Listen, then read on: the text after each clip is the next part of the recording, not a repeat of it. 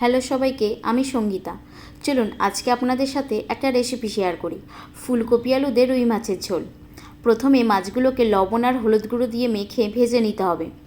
তারপর কড়াইতে তেল গরম করে আমি আলুগুলোকে লম্বা লম্বা করে কেটেছিলাম, সেই আলুগুলোকে লবণ আর হলুদ গুঁড়ো দিয়ে হালকা করে ভেজে তুলে রাখতে হবে। এরপর ফুলকপিগুলোকেও লবণ হলুদ দিয়ে ভালো করে ভেজে নিতে হবে। ফুলকপি ভেজে নিলে যে কোনো তরকারি বা ঝোল ভালো টেস্ট হয়। এরপর ওই কড়াইতেই আরেকটু তেল দিয়ে একটা শুকনো লঙ্কা ও পাঁচফোড়ন দিয়ে হালকা নেড়ে পেঁয়াজ কুচিগুলো দিয়ে হালকা ভেজে নিতে হবে।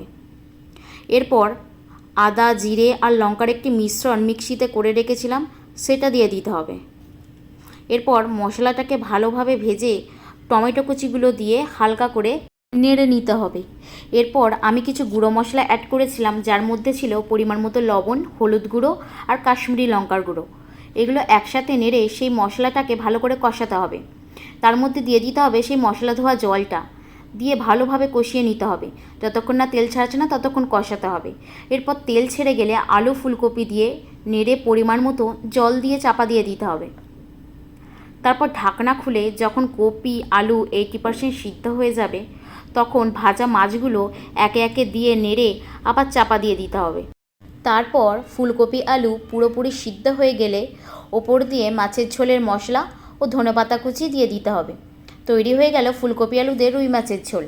আমি সচরাচর মাছের ঝোল ভালোবাসি না, মাছের ঝালটাই বেশি ভালো লাগে, কিন্তু ফুলকপি দিয়ে একদিন বানিয়েছিলাম, খুব ভালো লেগেছিল খেতে।